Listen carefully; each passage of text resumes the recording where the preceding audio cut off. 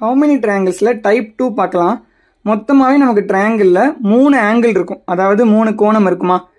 இந்த மாதிரி சம்மில் எந்த ஆங்கிளிருந்து லைன் போகுதுன்னு பாருங்கள், எந்த கோணத்திலிருந்து லைன் போகுது அப்படின்னு பாருங்கள். இப்போ நான் மார்க் பண்ணுறேன், இங்கேருந்து ஒரு லைன் போகுது, இங்கேருந்து ஒரு லைன் போகுது.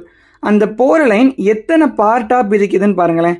இப்போது இந்த லைன் 2 பார்ட்டாக பிரிக்குது, அதே மாதிரி இங்கே போகிற லைன் 2 பார்ட்டாக பிரிக்குது. ஓகேவா? அப்போ அதை என்ன பண்ணுங்கள், அந்த 2ன்ற கவுண்ட்டை எழுதிட்டு கியூப் பண்ணிக்கோங்க. 2 சைடுமே உங்களுக்கு 2 பார்ட்டாக பிரிச்சிருக்கணும், அதாவது சேம் பார்ட்டாக பிரிச்சிருக்கணும். அப்போனா இந்த ஷார்ட்கட் யூஸ் ஆகும். ஓகேவா? அதே மாதிரி இங்கே பாருங்கள், இந்த ஆங்கிள் இருந்து கோணத்தில் இருந்தும் அதே மாதிரி இங்கிட்ட இருந்தோம் எத்தனை பார்ட்டாக பிரிக்குது? 1 2 3 பார்ட்டாக பிரிக்கும் பாருங்களேன். ஓகே, அதே மாதிரி உங்களுக்கு இங்கிட்டிருந்து பார்க்கும்போது 1 2 3 பார்ட்டாக பிரிக்குது. 2 சைடில் இருந்தும் சேம் பார்ட்டாக பிரிச்சிருக்கணும், அது 2 3 4. அப்படி இருந்தால் மட்டும் அந்த நம்பரை எழுதி எத்தனை பார்ட்டாக பிரிச்சிருக்கோ அந்த கவுண்ட்டை எழுதி கியூப் பண்ணிடுங்க, ஆன்சர் கிடச்சிடும். இதுக்கு 27. ஓகேவா? உங்களுக்கு புரிஞ்சிருந்தால் ஒரு ஃபாலோ மட்டும் பண்ணிக்கோங்க.